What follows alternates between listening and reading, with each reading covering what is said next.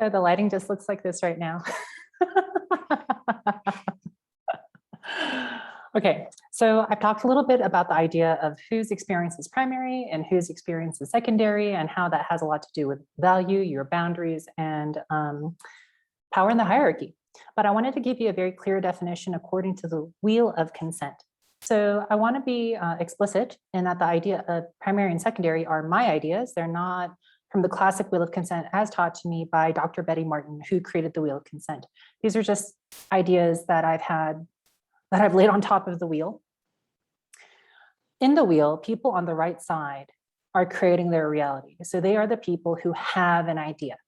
They have an idea and they're asking for someone else's help in creating this idea based on the efforts or the energy of the other people. So if I have an idea, it could even be giving you a gift. I decide to buy you facial cream. When I give it to you, that's my idea and I'm doing the action. Technically, I'm receiving energy from you. You are sort of like a prop in my idea of life, and you're just receiving that gift from me. And if you express gratitude, most likely you're helping me create the movie of life that I had in my mind. I'm like, oh, she's going to like this, she's going to be happy with this. And I play that out using your body and your energy. So in your receiving the gift and probably giving me some kind of gratitude that hopefully comes from your heart, you're helping me create my reality, in which case I'm receiving energy from you. And I'm primary. I'm primary in this experience because I'm creating my reality off your back.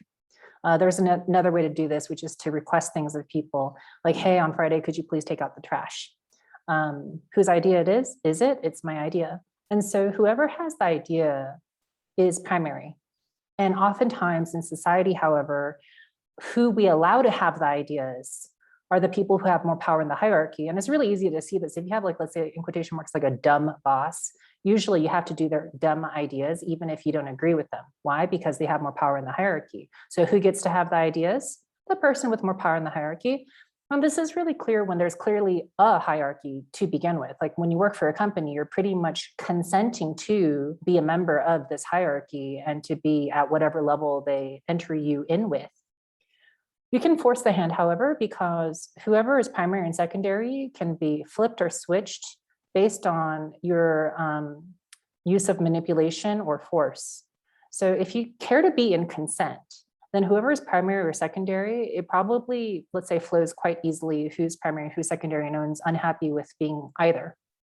But if you're unhappy with being secondary, you might force your hand and make yourself primary by using force or by using manipulation. And this forces both people outside of consent. This is going to be a non-consensual exchange, but you're primary. And I could call this evil, because being outside of consent, in my opinion, is evil. That's also not classic wheel of consent. That's just my idea. And you'll probably have short-term gain, but at the cost of the long-term relationship. So if you force your hand in this one exchange, you may win, but you will only have this one win. And you probably have broken the trust of the relationship, and you may not be able to get energy from this person going forward. So what does this look like? It can be giving someone time pressure. When you give someone time pressure, they're automatically secondary, you're primary. It can be slandering the person or putting them down or giving them shame. Giving someone shame, like let's say making fun of someone's looks if they're a woman, or making fun of someone's penis size if they're a guy. I mean, seriously, this is a really easy way to make yourself primary, because you are giving them a shame psychic attack, and that automatically puts them in the secondary position. So you can force your way or manipulate your way. You can say things like, if you don't do this, you're not my daughter. That's not force as much as it is manipulation. So I could go on, but that would make it a much longer video or topic. And I just wanted to talk about the idea of who is primary, who is secondary, according to the wheel of consent. Again, this is my idea, which I laid on top of the wheel. And according to the wheel, if it's your idea, then you're primary. And this can be confusing, but just make it very simple. Whose idea is it? So if it's the mother's idea that the baby goes to bed right now, I'm the mom, you're the baby, it's time for you to go to bed.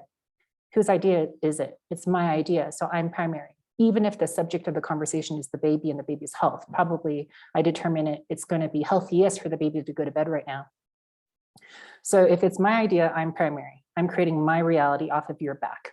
So I just wanted to make that very, very clear. And thank you. I'll talk to you next time. Bye.